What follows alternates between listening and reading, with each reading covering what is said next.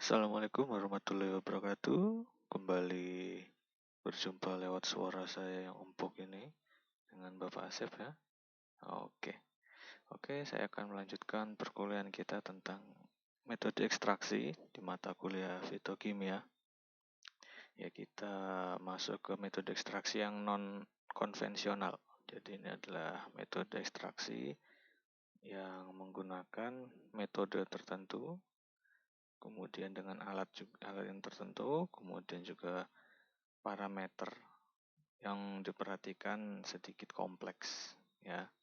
Contohnya ini yang pertama, yaitu metode ekstraksi menggunakan ultrasonic atau ultrasound. Oke. Jadi ekstraksi ini dilakukan dengan bantuan gelombang ultrasonik dengan frekuensi 20 sampai 2000 kHz, di mana tujuannya adalah untuk meningkatkan permeabilitas sel tanaman dan membangkitkan kavitasi. Oke, jadi yang menarik di sini adalah kavitasi ini. Jadi intinya bahwa ultrasound ini atau ultrasonic ini adalah gelombang suara ya. Nah, ketika gelombang ultrasonik ini diberikan ke suatu media, katakanlah media ini adalah pelarut kita. Jadi bayangkan di sebuah bejana, situ ada pelarut kita, kemudian ada simplicia tanaman kita ya, dalam bentuk serbuk. Nah, pada saat bejana itu, sistem tersebut, cairan ini diberikan gelombang ultrasound, akan terjadi suatu fenomena namanya dengan kavitasi ya, dimana kavitasi ini adalah terjadi pembentukan, pertumbuhan, dan pemecahan gelembung. Oke, jadi bayangkan ketika bejana sistem kita ini, pelarut dan simplicia ini, itu diberikan ultrasound, di dalam pelarut ini akan terbentuk gelembung. Ya, pertama gelembungnya kecil, kemudian membesar, kecil agak besar, membesar lagi, lebih besar, mengecil lagi, kemudian membesar dan akhir pecah. Ya, itu namanya proses kavitasi, terjadinya gelembung. Kemudian akhirnya gelembungnya pecah. Nah, pada saat gelembung pecah tersebut, gelembung pecah, kemudian menghasilkan gerakan cairan pelarut yang sangat cepat, seperti jet. Jadi bayangkan molekul pelarut kita, cairan molekul pelarut kita, itu bergerak melaju seperti jet, menembus ke sel tanaman, kemudian menarik senyawa metabolit aktif ya keluar sel. Nah, jadi intinya di situ. Jadi pelarut di sini dia akan bergerak seperti jet, menembus dinding sel tanaman simplicia kita, kemudian membawa senyawa metabolit tertentu yang kita inginkan keluar sel. Ya, jadi akhirnya di dalam pelarut itu akan mengandung senyawa metabolit. Nah, begitu. Pergerakan molekul pelarut ini itu disebabkan oleh pecahnya gelembung akibat dari fenomena kavitasi oleh ultrasound ini. Oke, itu ya. Nah, tetapi perlu diingat juga bahwa metode ekstraksi ini hanya pada cairan-cairan yang mengandung padatan saja yang dapat mengalami efek kavitasi. Intinya, ekstraksi ini bisa dilakukan ketika senyawa kita itu yang kita inginkan berada dalam suatu padatan atau cairan. Ya terbatasi oleh cairan atau padatan. Jadi dalam wujud gas tidak bisa. Oke. Di intinya seperti itu. Di mekanismenya diperkirakan melalui terjadinya intensifikasi perpindahan massa dan percepatan pelarut dalam mengakses senyawa bahan aktif yang terkandung dalam sel-sel bagian tanaman. Itu tadi ya. Jadi difusi yang diperantarai oleh kecepatan jet kavitasi itu, pecahnya gelembung itu, di mana dia akan berdifusi melalui dinding sel bagian tanaman dan pengeluaran isi sel oleh pelarut setelah dinding sel pecah. Nah, itu. Perlu diingat juga bahwa kelebihan dari metode ini adalah waktu ekstraksi sangat singkat, rendahnya energi yang digunakan, dan sedikitnya pelarut yang digunakan. Nah, tapi metode ini juga memiliki kelemahan, yaitu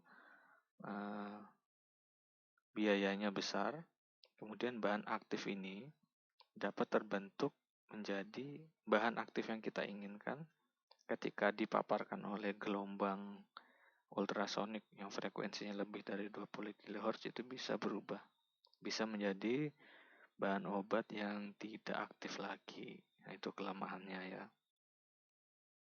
Jadi bahan molekul ini bisa terpengaruh oleh gelombang frekuensi lebih dari 20 kHz. Oke. Kita lanjut.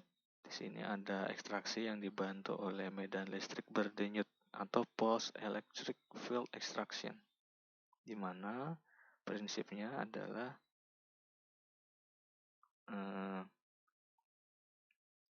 ekstraksi itu dilakukan pada sebuah media yang dialiri oleh medan listrik, gitu ya. Prinsipnya adalah bahwa denyutan medan listrik akan, ini bukan merak ya, ini merusak ya, merusak struktur membran sel untuk mempermudah keluarnya bahan aktif dan matriks bagian tanaman. Jadi perlu diingat ya, karena senyawa metabolit tanaman itu kan berada di dalam sel, sehingga intinya adalah bagaimana caranya kita menarik keluar bahan dari dalam sel ke luar sel. Itu ya. Karena dinding sel ini kan permeable ya, jadi tidak sembarangan bisa semua zat bisa masuk atau keluar. Nah, jadi kalau metode pertama tadi kita menggunakan sebuah energi kinetik ke pelarut kita, di mana energi kinetik ini munculnya dari pecahnya gelembung akibat gelombang ultrasonik itu.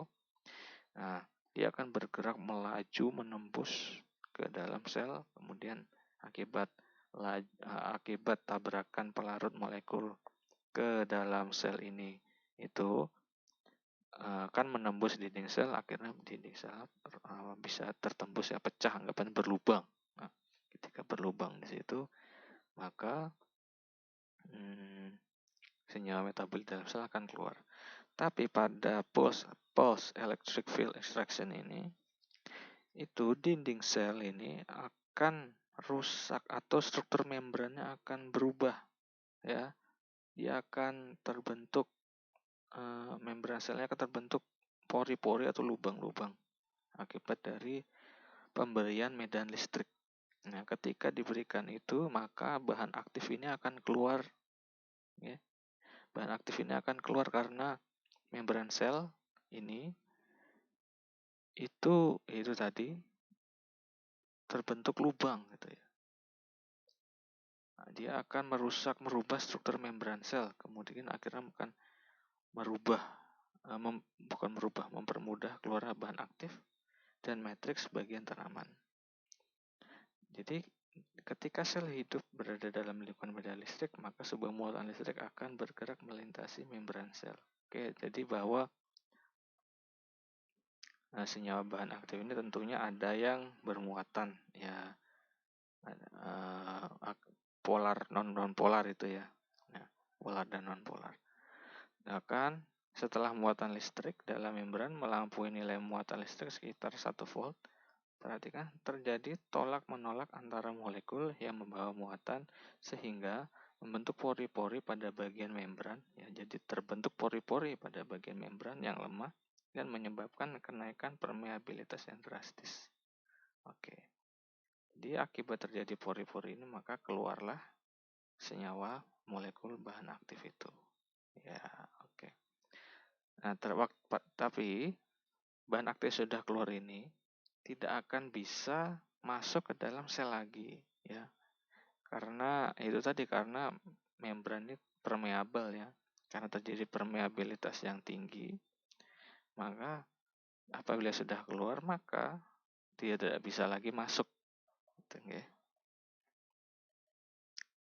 Jadi teknik ini itu sangat tergantung dengan kekuatan medan listrik, energi listrik yang digunakan, jumlah denyutan, suhu, dan karakteristik bagian tanaman yang diekstraksi. Kelebihannya ini mampu untuk mengurangi terjadinya degradasi pada senyawa yang tidak tahan panas, meningkatkan rendaman ekstraksi, dan mengurangi waktu ekstraksi. Oke.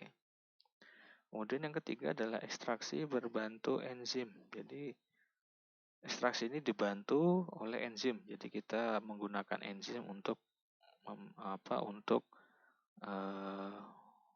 menarik molekul senyawa bahan aktif, senyawa metabolit dari dalam sel. Kenapa? Karena sebentar perhatikan ini bahwa jadi intinya senyawa-senyawa yang tidak dapat terjangkau dengan pelarut selama ekstraksi dengan teknik konvensional dapat dilakukan hidrolisis dengan bantuan enzim sebagai perlakuan awal untuk membantu melepaskan senyawa bahan aktif yang terikat oleh ikatan hidrogen dan ikatan hidrofobik sehingga dapat meningkatkan rendaman ekstraksi. Perhatikan di sini bahwa enzim yang digunakan itu seperti enzim selulase, beta glukosidase, beta gluconase, alfa amilase, dan pektinase. Ini jadi enzim-enzim ini itu dapat menghidrolisis dan mendegradasi dinding sel. Nah ya, jadi dinding sel di sini dihidrolisis dan didegradasi. Intinya dia diubah strukturnya, dirusak gitu ya. Sehingga membantu mempercepat keluarnya bahan aktif dari dalam sel. Ya, bahwasanya dinding sel tanaman itu terbentuk dari selulosa, hemiselulosa, dan pektin. Jadi tiga senyawa ini adalah salah tiga dari penyusun dinding sel tanaman. Jadi aktivitas enzim tersebut yang mampu merusak dinding sel dan menghidrolisis bantalan polisakarida dan lemak. Ya. Biasanya teknik ekstraksi ini digunakan untuk mengekstraksi minyak yang terdapat di dalam berbagai jenis biji-bijian. Ya, jadi karena biji ini dinding selnya kan sangat kuat ya. Ya, sangat kuat karena perlu diberikan suatu bahan tambahan, dalam hal ini menggunakan enzim gitu. Komposisi dan konsentrasi enzim, ukuran partikel bagian tanaman yang diekstraksi, rasio padatan dengan air, waktu hidrolisis, dan kadar air dalam partikel ini adalah faktor-faktor yang mempengaruhi keberhasilan ekstraksi. Jadi pada penggunaan metode ini yang perlu diperhatikan adalah komposisi dan konsentrasi enzim. Jadi kita ingin menghancurkan dinding selnya, kemudian kita harus tahu penyusun dari dinding sel ini. Kemudian ukuran partikel bagian tanaman yang akan diekstraksi, ya jadi Simplicia katakanlah serbuk itu kita harus seragamkan ukuran partikelnya ya dalam rangka untuk mempermudah penetrasi dari enzim ini. Kemudian rasio padatan dan air dengan air. Jadi intinya ini adalah perbandingan antara cairan dan padatan yang digunakan gitu nggih. Waktu hidrolisis, kemudian dan kadar air dalam partikel. Teknik ini kelebihannya itu ramah lingkungan karena untuk mengekstraksi senyawa bahan aktif dan minyak menggunakan air sebagai pelarut bukan pelarut organik. Selain itu, teknik ini menggunakan pelarut yang tidak mudah terbakar dan tidak beracun. Oke, jadi ramah lingkungan, tidak mudah terbakar dan tidak beracun. Oke. Yang keempat, metode non-konvensional yang keempat ini mengekstraksi menggunakan microwave. Kalau teman-teman tahu microwave ya, itu adalah alat pemanas ya yang biasa ada di Indomaret itu. Kalau kita beli, saya pernah itu beli onigiri di Indomaret itu. Nah itu pasti kan ditawarkan, apakah dipanaskan kakak? Ya, padahal saya ada bapak-bapak kakak. Nah itu dia memanaskannya dengan microwave. Nah, jadi prinsipnya ekstraksi itu bisa menggunakan microwave. Gitu ya. Jadi Intinya pada ekstraksi menggunakan gelombang mikro ini itulah teknik ekstraksi untuk mengekstraksi bahan aktif dari berbagai jenis bahan baku menggunakan pelarut cair yang sesuai dengan bantuan gelombang mikro. Oke ya. Gelombang mikro intinya gelombang ini adalah gelombang elektromagnetik ya. Oke. Elektromagnetik gelombang mikro. Jadi intinya di sini seperti di gambar saya berikan ya.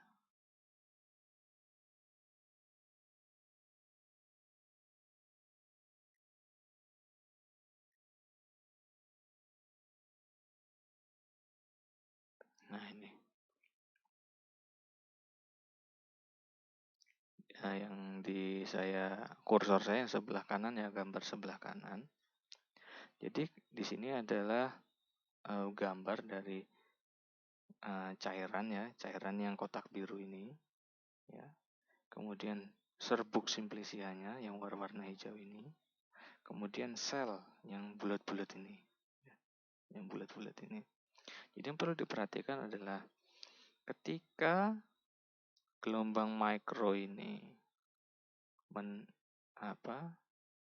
masuk menembus ke dalam simplicia kita, ya, simplicia kita, otomatis dia juga akan masuk ke dalam sel,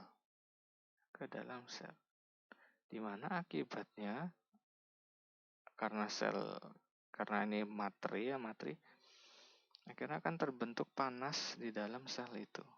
Nah, apa yang terjadi ketika terjadi panas di dalam sel, maka dia akan mengembang.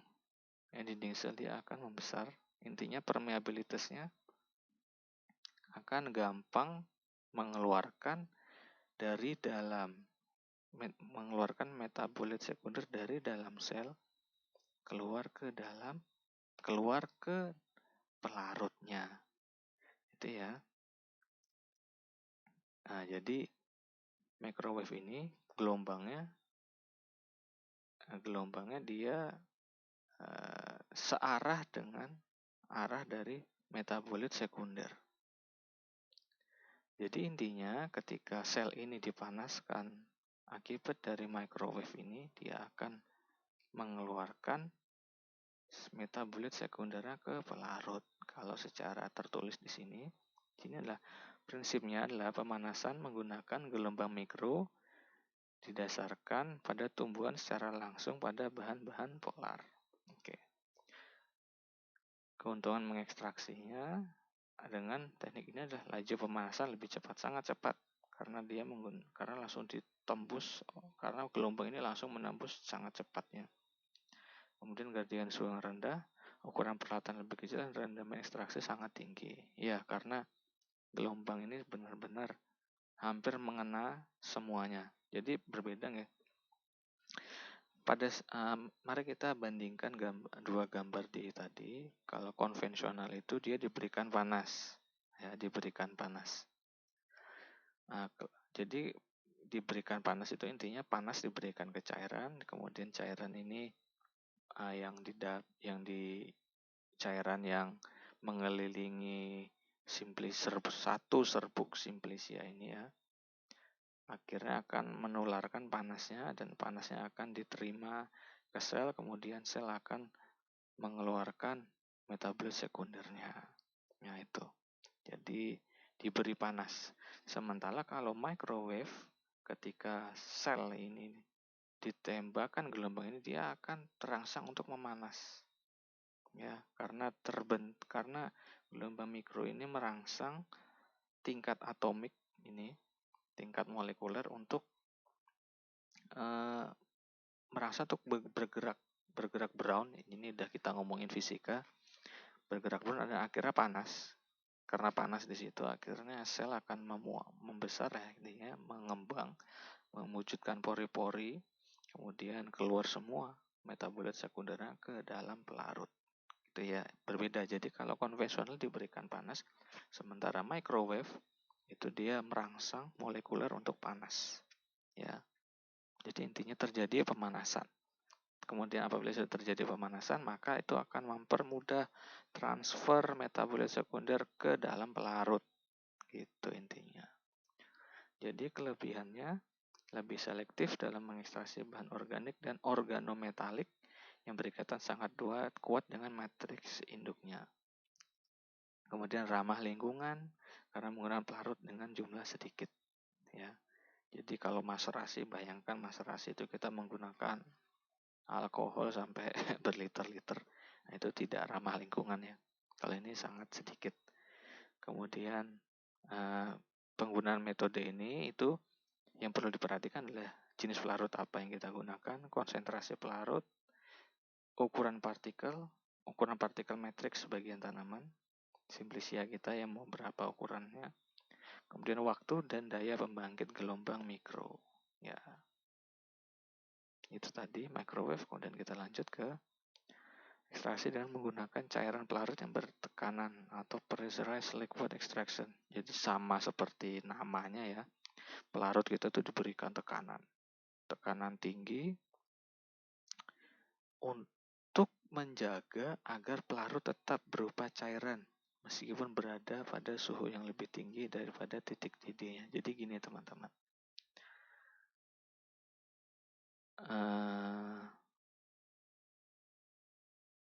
Jadi teknik ini itu misalnya ya, kita ingin menggunakan pelarut ini, di mana pelarut ini itu wujud ruangan. Wujud pada suhu ruang adalah katakanlah bukan cair, katakanlah gas. Ya, nah, gas ini ketika diberikan tekanan yang sangat tinggi, diberi tekanan, dia akan berubah menjadi cair. Seperti gas LPG contohnya.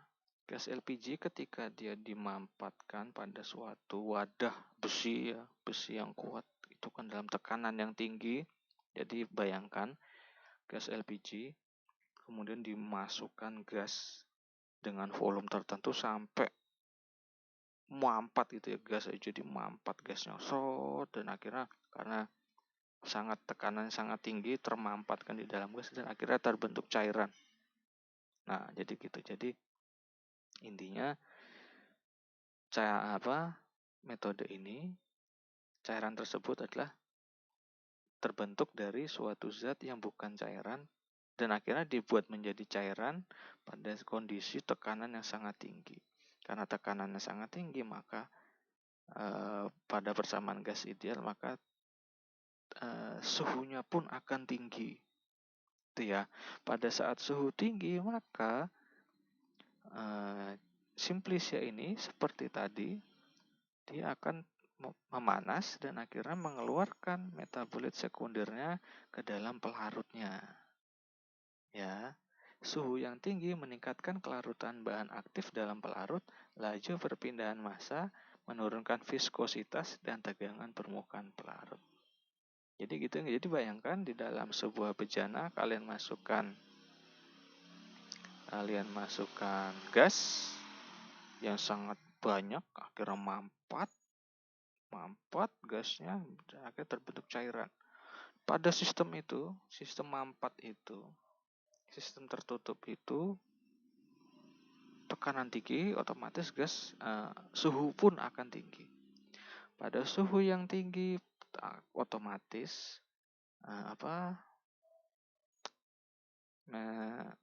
akan terjadi pemanasan pada simplisia dan simplisia akan mengeluarkan metabolit sekundernya ke dalam pelarut. Ya, intinya itu. Hal inilah yang menyebabkan tingginya laju ekstraksi pada teknik ekstraksi dengan cairan pelarut bertekanan. Ya. Penggunaan pelarut yang hanya sedikit menjadikan teknik ekstraksi ini digolongkan sebagai teknik ekstraksi yang ramah lingkungan ya. Karena ini hanya menggunakan pelarut yang sangat sedikit, kemudian juga sangat cepat. Kemudian yang kelima ini perlu kita perhatikan karena bertekanan tinggi, maka kelemahannya yaitu membutuhkan alat yang khusus dan harus harus terkontrol, terkontrol. Karena kalau tidak sangat berbahaya ya, karena gas ketika dimampat itu dikompres ya. Kalau bahannya tidak kuat untuk menampung itu bisa meledak, sangat berbahaya. Oke, itu yang nomor 5. Yang keenam adalah ekstraksi dengan fluida superkritik. Nah, jadi di sini adalah untuk memulai, pada dasarnya setiap bahan berada dalam fase wujud, padat, cair, dan gas. Kayak wujud, padat, cair, dan gas. Perlu kita bayangkan, perlu kita garis bawahi ya. Air bisa berbentuk cair, padat, dan gas. Itu dipengaruhi, wujud tersebut dipengaruhi oleh suhu. Ya, suhu, tekanan, dan volume. Pokoknya yang penting adalah suhu dan suhu aja ya, suhu. Ya intinya bahan itu dapat mengalami 3 wujud. Wujud gas, cair, dan padat. Nah, pada metode fluida superkritik ini, itu ekstraksi itu menggunakan sebuah fluida. Fluida itu apa? Fluida itu pengertiannya adalah sesuatu yang mengalir. Ya, sesuatu yang mengalir, bisa cair, bisa gas, ya, bisa semi padat. Sesuatu yang mengalir. Superkritik itu apa? Di sini. Di situ adalah keadaan superkritik merupakan suatu keadaan yang khas, ya, dan hanya dapat dicapai oleh suatu bahan pada suhu dan tekanan di atas titik kritiknya. Jadi bahan anggaplah air, ya, pelarut kita, itu pada suhu tertentu dan tekanan tertentu dia akan berwujud gas, padat, cair sekaligus. Oke ya. Pada suhu tertentu dan tekanan tertentu, air ini bisa berwujud gas, padat, cair sekaligus. Ya. Bisa berwujud padat, gas, cair sekaligus. Pada saat air terbentuk fluida superkritik ini, pada titik itu, pada suhu dan pada tekanan itu disebut titik kritik. Ya. Titik kritik didefinisikan sebagai suatu suhu dan tekanan yang pada keadaan tersebut suatu bahan tidak dapat dibedakan antara fase cair dan gas dan padatnya. Ya. Pada keadaan superkritik, sifat fisik yang dimiliki oleh suatu bahan dalam fase gas dan fase air tidak ada lagi, sehingga bahan tersebut juga tidak dapat dicairkan dengan mengubah nilai suhu dan tekanannya. Oke ya. Intinya, ekstraksi dengan metode ini dapat mengurangi penggunaan pelarut organik dan menaikkan kapasitas produksi, ya. Karena keuntungannya dengan metode ini adalah fluida kritik mempunyai tetapan difusi yang lebih tinggi. Jadi fluida ini sangat mudah untuk mendifusi atau menembus simplisia kita, kemudian membawa senyawa metabolis sekunder yang kita cari, gitu ya. Hal ini mempermudah penetrasinya ke dalam tanaman dan meningkatkan laju perpindahan massa, ya. Oleh karena itu, waktu ekstraksi dengan fluida superkritik lebih pendek jika dibandingkan dengan ekstraksi konvensional. Sangat cepat. Kontak antara fluida superkritik dengan bagian tanaman yang diekstraksi secara terus-menerus dapat menyebabkan ekstraksi berlangsung sempurna. Karena daya larutnya dapat diatur dengan mengubah nilai suhu dan tekanan sistemnya, maka selektivitas fluida superkritik lebih tinggi daripada pelarut organik cair biasa. Ya. Jadi parameter harus dikendalikan dalam teknik ini adalah suhu, ya, tekanan, terutama suhu dan tekanan ya. Karena 2 parameter ini yang sangat berpengaruh wujud dari fluida superkritik yang kita gunakan.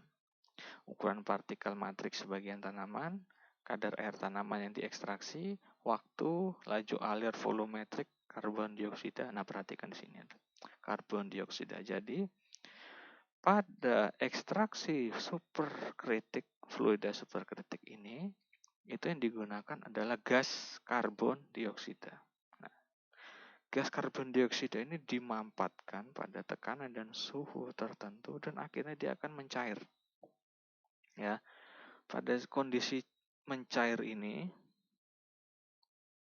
dia akan bergerak menuju ke simplisia, di mana pada seiring fluida superkritik CO2 ini menembus simplisia, ya, menembus simplisia kita, dia akan membawa metabolit-metabolit sekunder yang kita inginkan. Ya, jadi intinya itu. Jadi fluida superkritik ini dia akan bergerak pada tekanan dan suhu tertentu ya yang diatur. Nah, pergerakan ini dia akan membawa metabolit sekunder itu ya, karena dia mudah sekali menembus simplisia kita. Ya, itu tadi ya. Oke, jadi intinya begitu. Nanti untuk penjelasan tiap metode ini akan saya berikan link-link video-video di YouTube, nanti bisa dilihat untuk menambah pemahaman. Jadi fluida superkritik ini hampir sama dengan ekstraksi pelarut bertekanan. Hanya saja pada pelarut bertekanan ini dia tidak bergerak. Nah, jadi pelarut ini akan ditekan, kemudian gas akan ditekan jadi pelarut. Pada keadaan itu pelarut dibiarkan untuk merendam simplisia ini, kemudian langsung tekanan, jadi tidak dibiarkan mengalir, jadi hanya tetap di sana ya, dalam bejana yang tidak mengalir. Pada fluida superkritik maka dia mengalir, dibiarkan mengalir ya, itu bedanya. Fitonik juga hampir sama, tapi dia menggunakan gas hidrofluorokarbon ya, dimana fitonik ini bahan aktif yang diekstrak bagian tanaman pandangan teknik ini umumnya adalah bahan pengharum dalam minyak atsiri. Bahan aktif antara lain seperti ekstrak antibiotik. Bahan aktif antara ini adalah bahan aktif sebelum dia menjadi wujud aktifnya. Ya, jadi dia pro metabolit seperti itu. Kemudian ada ekstrak antibiotik, oleoresin, pewarna alami, periksa dan ekstrak fitofarmaka. Ya. Kemudian teknik ini digunakan untuk memurnikan ekstrak kasar dari proses ekstraksi yang lain dari lilin, pengotor, dan biosida. Jadi bisa digunakan sebagai untuk membersihkan ekstrak. Jadi intinya hampir sama proses fitonik dan superkritik, fluida superkritik ya, intinya sama. Oke, mungkin itu saja yang bisa saya jelaskan. Bisa dibaca sendiri untuk mendalami. Ya, terima kasih atas perhatiannya. Nanti saya akan berikan link-link videonya ya. Oke, terima kasih.